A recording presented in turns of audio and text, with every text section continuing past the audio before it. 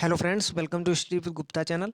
Channel पे आप नए चैनल को सब्सक्राइब कर लीजिएगा। तो यूपी ट्रिपल एस सी की ओर से आपकी नई अपडेट है। अपडेट आपकी स्टेनोग्राफर मुख्य परीक्षा 2023 को लेके है। तो इसमें अगर हम टोटल पद की बात करें तो टोटल आपके इसमें पद थे 333 पदों पे आपका ये विज्ञापन निकला था। और जिसके जो आवेदन मांगे गए थे आपसे 17 अक्टूबर से आपसे 6 नवंबर तक आपके ये आवेदन चले थे।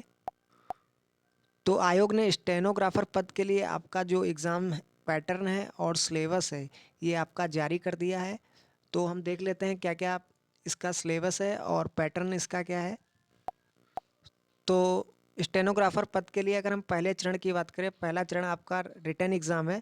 तो रिटन एग्ज़ाम में आपसे टोटल 100 क्वेश्चन पूछे जाएंगे और आपको 2 घंटे का टाइम मिलेगा। सभी आपसे ऑब्जेक्टिव टाइप क्वेश्चन है। एक क्वेश्चन आपका 1 नंबर का होगा और निगेटिव मार्किंग इसके लिए रखी गई है, 1/4 की निगेटिव मार्किंग है। एग्ज़ाम पैटर्न देख लेते हैं। तो पार्ट 1 आपका हिंदी है। हिंदी परिज्ञान और लेखन योग्यता से आपसे 30 क्वेश्चन पूछे जाएंगे।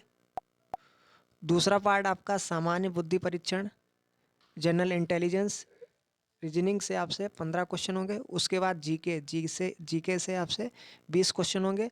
चौथा पार्ट आपका है कंप्यूटर एवं सूचना प्रौद्योगिकी की अवधारणाओं एवं इस क्षेत्र में समसामयिक प्रौद्योगिक विकास एवं नवाचार का ज्ञान, जिससे आपसे 15 क्वेश्चन होंगे। और यूपीजी के से आपसे 20 क्वेश्चन होंगे।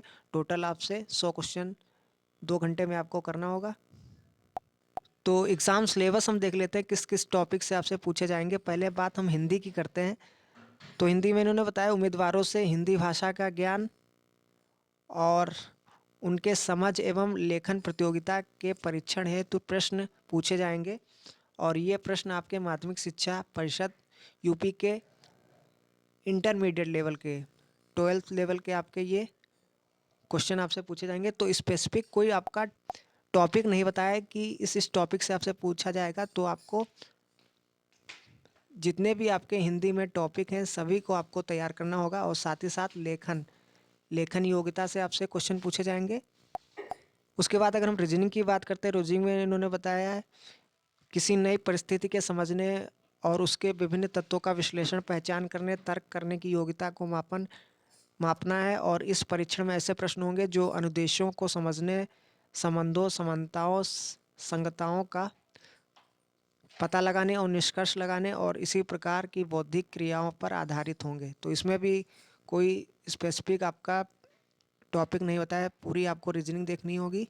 और अधिकतर आपसे स्टेटमेंट वाले क्वेश्चन अगर हम देखते हैं तो स्टेटमेंट वाले आपके जो क्वेश्चन है, स्टेटमेंट, आर्गुमेंट, स्टेटमेंट, कंक्लूजन, तो इन टॉपिकों से आपका वेटेज ज़्यादा रहने वाला है रीजनिंग में और बाकी आपको पूरी रीजनिंग देखनी होगी। उसके बाद ऐसे ही इन्होंने बताया है कि जीके की बात कर लेते हो तो जीके में भी स्पेसिफिक आपका कोई टॉपिक नहीं है।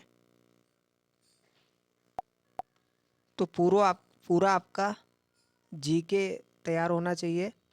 समसामयिक की घटनाओं तथा प्रतिदिन दृष्टिगोचर होने और अनुभव में आने वाले तथ्य, जिनमें ऐतिहासिक भौगोलिक तथ्य भी सम्मिलित हो सकते हैं, विशेषकर भारत से संबंधित और उनके वैज्ञानिक पहलुओं का ज्ञान आंका जाए जिसकी किसी भी शिक्षित व्यक्ति से आशा की जाती है।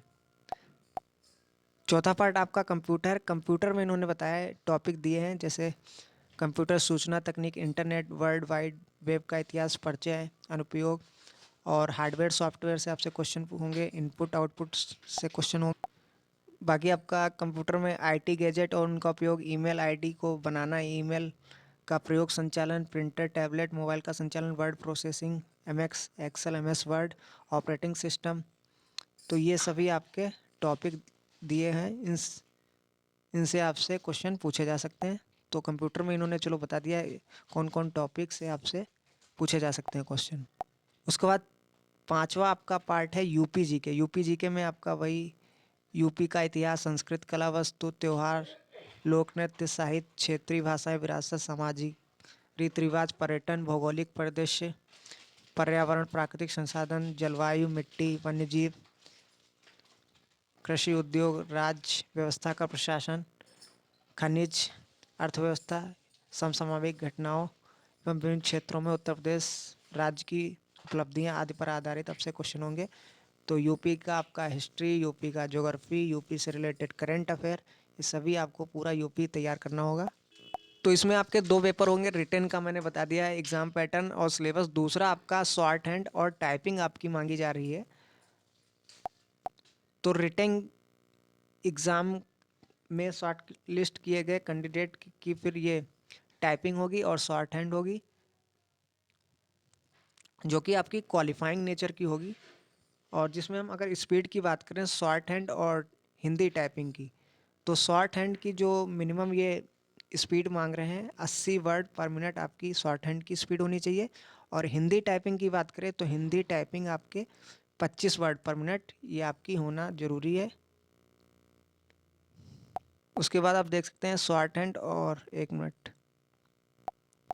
शॉर्ट हैंड और टाइपिंग में अर्हता प्राप्त कैंडिडेट की लिखित परीक्षा के अंकों के आधार पर श्रेष्ठता सूची आपकी तैयार की जाएगी, ये आप ध्यान रखिएगा। तो ये आपका जो शॉर्ट हैंड और टाइपिंग होना ये आपका क्वालिफाइंग नेचर है। तो ये आपका पूरा स्टेनोग्राफर के लिए एग्ज़ाम पैटर्न और सिलेबस था। तो इस वीडियो को ज़्यादा शेयर कीजिए, लाइक कीजिए और चैनल को सब्सक्राइब कर लीजिएगा।